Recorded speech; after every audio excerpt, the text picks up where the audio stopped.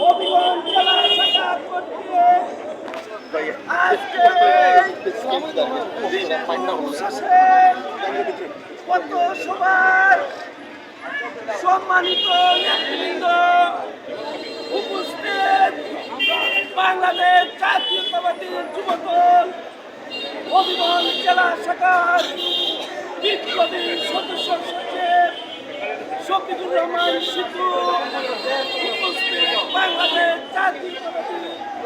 যুবদল হবিগঞ্জ জেলা শাখার বিভিন্ন পর্যায়ের নেতৃবৃন্দ,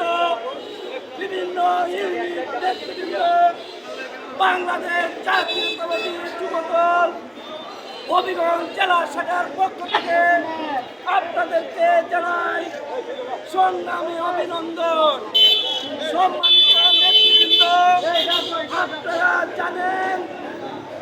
এই শেখ হাসিনা পালিয়ে যাওয়ার পরে গত 5ই আগস্টের আগে হবিগঞ্জের শহরের বিভিন্ন পয়েন্টে জাতীয়তাবাদী দলের বিভিন্ন পর্যায়ের নেতৃবৃন্দকে আওয়ামী সন্ত্রাসীরা গুলি করে